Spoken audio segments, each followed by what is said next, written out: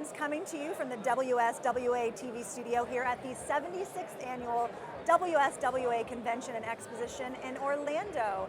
And today I am joined by the always colorful and dynamic and stylish Syd Ross from Great Lakes Wine and Spirits. Hello, Syd. Oh, how are you? I'm great. Yeah. Sock game on point. Well, I had to match the toenails. Right? We're Yep. color coordinated. And we're color coordinated. Tops, same thing. Blue, blue. I like to plan it like that. Yep. So you made some remarks this morning, and you talked a lot about your start in the business and what initially drew you to Great Lakes Wine and Spirits. And I'd love to share that, I think, with the internet audience. Sure. And you know, you're an interesting guy. You have an interesting story. What would you like to know?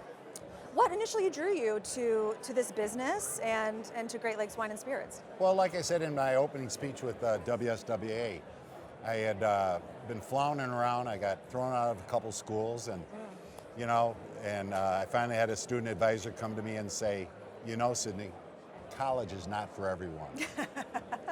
So, you know, and I was okay. And then I met my wife, Elizabeth, and I knew I was going to be with her, and I had to quit screwing around.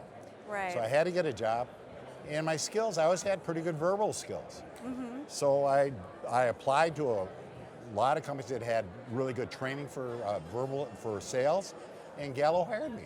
That's how I ended up in the industry. It was not like I had a passion for wines. It was not like, I needed to get a job. You knew your strengths. Yes. You're a good salesman. I'm a great salesman.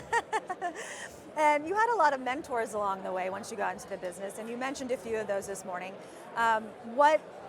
What do you think is the best advice you got, and who was that from? There was never any single piece of advice. It was an cumulative. It was like, these guys adopted me. You got to remember something. I was 28 years old when I started my company. These guys are in their 40s, and these guys are already successful guys. Some of them are multi-generational, like Rocky Wirtz, and then when you talk about Vern Underwood and the Chaplin family. So it was not a single piece of advice, but it was more of, they were like the curbs for me. So, you know, I'd be veering this way, and they'd just go, all right, go this way. All right, go that way. Keep you in line. Keep me in line. And now that you have, you know, decades of experience under your belt, and you know you have such success with Great Lakes Wine and Spirits in Michigan, throughout Michigan. Thank you. You know, what advice, on the other side of things, what advice would you have for someone that's coming up? You know, what would you tell your 20-something self? Well, but you know, there are a couple of things coming up. So I have a knack of what are called citizens. What is that? A citizen. A S-Y-D-I-S, a citizen. Okay. So I can take a thought and I can reduce it into a sentence or a phrase. Okay, tagline. For example, I'm too dumb to know what I can't do. Okay. Does that also make you smart enough to know what you can do? Well, I can do anything I want to do. Oh, it comes down to that, right? Yeah. Okay. You know, and the other one that I used in my speech is the fact is that I don't quit, I don't lose, and I never give up. And those are really two basic philosophies. I mean, you know, you're going to run into problems when you first start a business. And you just got to decide what you're going to do with adversity. Right. You know, either embrace adversity or run away from it. And the guys that are successful are too dumb to know what they can't do. I love that. That's great. And this year is exciting because you're also the incoming chairman of WSWA. Who would have thought a mutt like me would be chairman of the WSWA? Look at that. Yeah. And you know, what are you most excited about with this new role? I like it a lot because I really like the industry. It's the hospitality business. Sometimes we get a little too tight and we overthink the problem. I mean, at the end of the day, responsibly, we sell fun for a living.